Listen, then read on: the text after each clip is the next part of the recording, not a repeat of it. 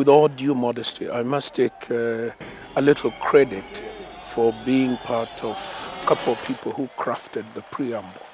As a justice minister, being part of the group that helped put up a law that would finish the process within 1 year, a law that was self-propelling. It was a very exciting moment. We've come from some very, very dark days in this country, but we've also seen light in this country. And I would say that where we are right now is a transitional phase in our history. History, they say, is a ribbon, always unfurling. The new constitution. History is a journey.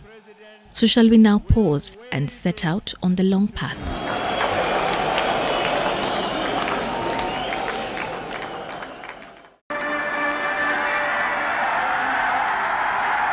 The country's independence constitution had been altered a number of times, first in 1964 to do away with the post of Prime Minister and the Senate.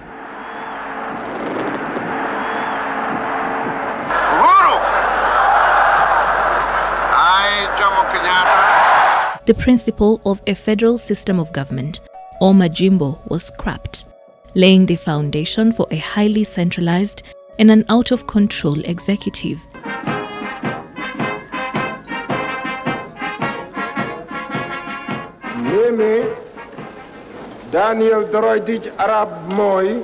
Since then, the Independence Constitution has often been torn apart to emasculate key rights and freedoms by a weakened parliament under pressure from a strengthened executive. But the more the presidency tightened its grip on power, the harder the squeeze, the louder the calls for change grew. Of course, it was because of, demonstrations and all that, convincing him that there must be some change. He thought that the change should come through parliament. And we said, no way. We are ourselves in a serious conflict situation, and perhaps they need to focus attention on Kenya. This must be a Wanjiku moment.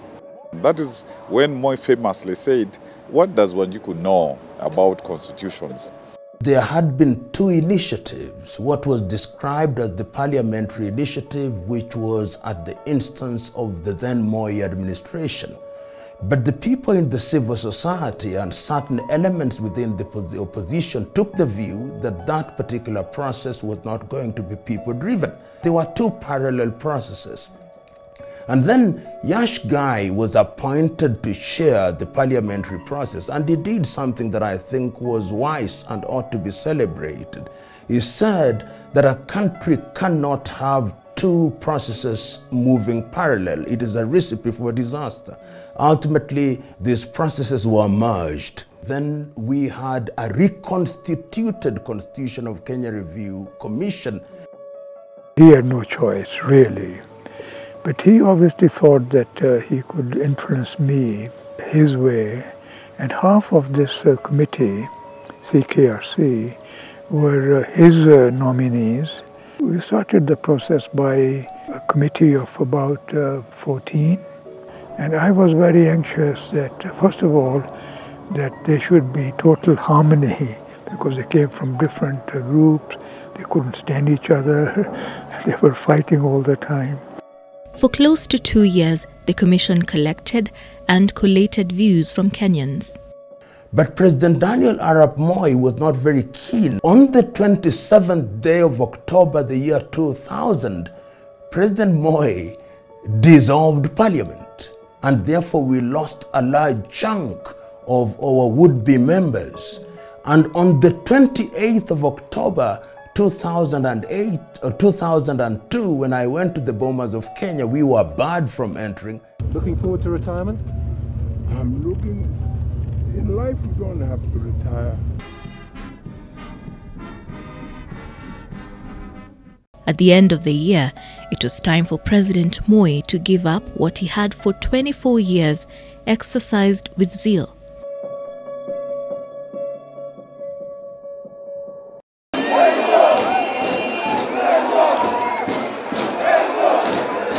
The hope of reforms now rested upon the shoulders of the rainbow-colored newcomers.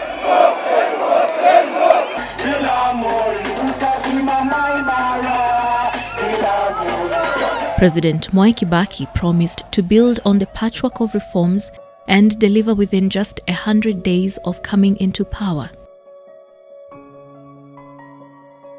We agreed that President Kibaki will serve as president, but within 90 days, a constitutional moment had arisen where we are going now to amend the Katiba and create the position of Prime Minister, because we were going to have two deputy presidents, right? The one, Kibaki pleaded that he must start with the late Kijana Wamalwa, and I always felt they could have agreed on me to be the deputy to Kibaki, but that did not happen. We accepted Wamalwa to start, and then when Wamalwa died, it was expected I was going to be the deputy president, but that did not happen again. But an inward-looking Kibaki alienated his coalition partners and had surrounded himself with a cabal of his homeboys from his Mount Kenya backyard. The glue that held the wobbling jelly of a coalition together had started to thaw. Please take your seats. After nearly 4 years of negotiations, a draft document, the Bomas Draft, was approved by the National Constitution Conference, a group made up of government representatives and civil society groups at the Bomas of Kenya. The Bomas Draft contemplated a bicameral parliament, an executive led by a prime minister, who would be the leader of the largest political party in parliament, among other proposals. Is this what we want for Kenya? No. President Kibaki and his allies saw it as an affront to the status quo. I would say Kibaki, though he turned out to be, started very positively, because he never thought he would become president. We cannot create two centers of power in Kenya. Remember, at Bomas of Kenya, a section of the delegates staged a walkout.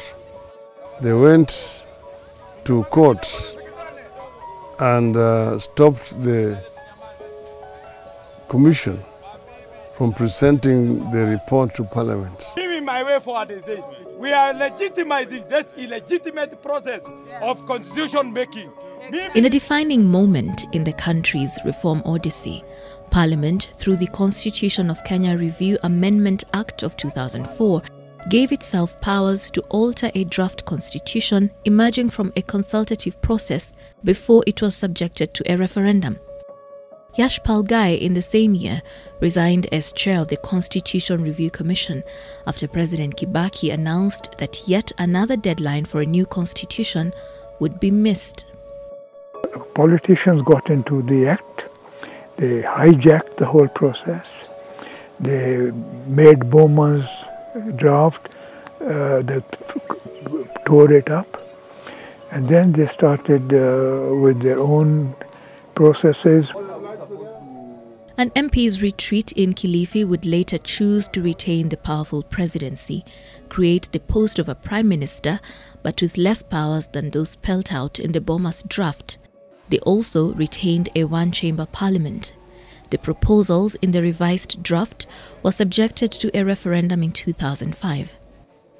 This will be, yes, it will be like this, and yes, this will be enough.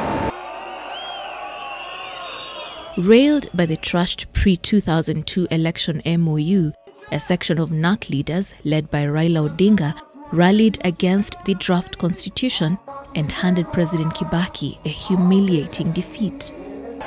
Sasa mtashika adabu, sio?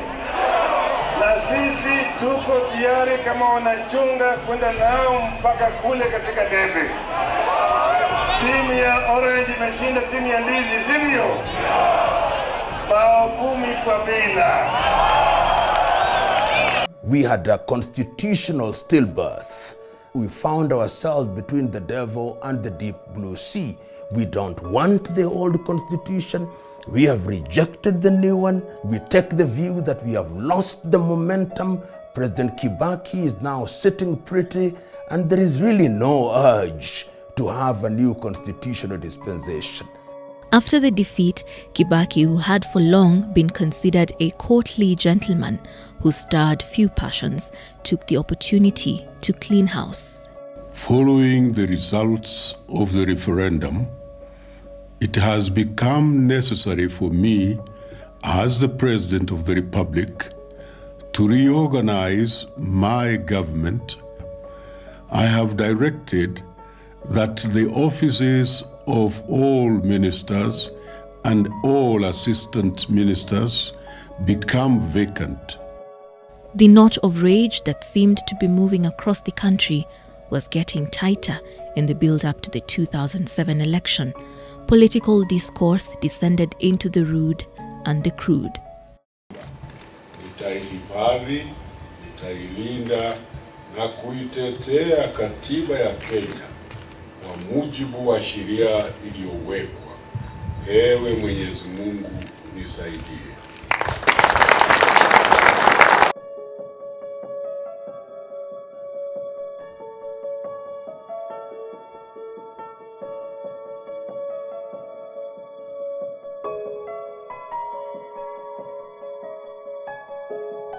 But in the pit of the country's fears and the summit of its desperation, there in the cusp of light and shadow, a new hope was rekindled. A cracked nation held its breath. There will be a post of Prime Minister. Hiyo tu tukumbuke, Mungu ametusaidia, lakini tumepoteza mengi. Hayo ambayo yamepotea, lakini kuanza leo tujenge Kenya mpya. I want to assure this House that I will be a very dynamic, steadfast and honest speaker. As an equally fractured parliament began the delicate business of carrying out the much anticipated and possibly awkward power-sharing deal. So although officially we were supposed to have a new constitution, I don't believe that the political actors themselves were necessarily committed to a new constitution. They were doing this because they had been forced into a position. When we were first set up, we were working in a room smaller than the one that we are holding this interview in. If you look at the setup of the committee, there was a requirement that 3 of the experts had to be non-Kenyans. The level of tension between the Kenyan people was so high that Kenyans could not be trusted to sit in a room by themselves and do something in the interests of Kenya. The committee of experts, despite hurdles, came up with a harmonized draft which had to be subjected to the Parliamentary Select Committee, whose composition was also intriguing. A number of senior politicians wanted to structure who would be on the select committee, so that then they would so to speak, have some handle on the process. So the first job was to elect a chair for that select committee. And if you look at the numbers, ODM had 13, the PNU side had 14. So you'd imagine the PNU would win. I will not mention, but one of the PNU members skipped that day, and we had an election when we were 13-13. So it was myself versus current Deputy President, William Ruto. I think that was the last time William Ruto was defeated in an elective post. This is the report. In Naivasha, the PSC made key alterations to the design of the harmonized draft. The committee, for instance, removed the proposal for a hybrid system of government with powers cascading from an elected presidency to a prime minister elected by parliament and his 2 deputies, also picked by parliament. They also removed the office of leader of the official opposition, a key component of checks and balances. The proposal that cabinet ministers be drawn from both parliament and professionals, and that a presidential candidate could also contest a seat in parliament, among many other proposals. The Naivasha draft was a firefighting document. It did not resolve the issues which were contentious. And this is the problem we're still having today. Like even the issues of the counties, as we have them, we will not be where we are. You have gone the bomber's way. We drafted the original in Bomas. There were no counties over 47 counties. In fact, what we envisaged at the time is that we would devolve into the old provinces. And there were very serious, there was a lot of pushback on that issue. People said, you are introducing Majimbo. Now, Majimbo was such a hot potato of the independent constitution. And that's why we then went to these districts and ended up with 47 counties. I have my own views about whether that was a good or bad idea. We were assuming, by the way, that the National Assembly would stay with 210 members. We did not envision the additional 80 seats. That bloating of the National Assembly comes from the parliamentarians themselves. It was not us. The proposed constitution was finally published in May 2010. The campaigns for the document were characterized by an overwhelming desire for change, a popular thirst for an end to the inertia that was slowly strangling the nation. President Kibaki, described as a fence-sitter, could this time not find a fence to sit on. But not the same was said of his vice president, as controversial clauses on abortion and land split voters. I was promoting a culture of consensus building, knowing that we need to carry everybody along. I was basically saying, let us listen to what the church is saying, and I'm on record as saying, we should strive to have a non-contested referendum. The August 4th referendum was a sprint to the finish, to the end of a nearly 20-year wait for a new set of laws. The promulgation, a final step towards overhauling the country's creaking political system. The day of the promulgation of the Constitution is bittersweet. It is sweet in the sense that we had finally seen the Constitution to its promulgation. It was a very painful day for us as the members of the Committee of Experts. Amongst other things, we had nowhere to sit. We sat on the carpet. And it is after we had sat on the carpet that the MC felt rather embarrassed. And so seats were brought for us. These are the subtle and stated ways in which you understand the relevance. Because if to the political leadership of this country, this was an important thing, those things would have been taken care of. So, was the Constitution then the magic elixir to the country's ills? The key things we lost was a greater role for the people, sense of being a nation. We were tired of ethnicity, tribe and this. Its implementation 10 years on has been likened to the Herculean task of cleaning up the Augean stables of more than 50 years of filth, a job unfinished or unfinishable, and at a time when respect for the rule of law is already too low.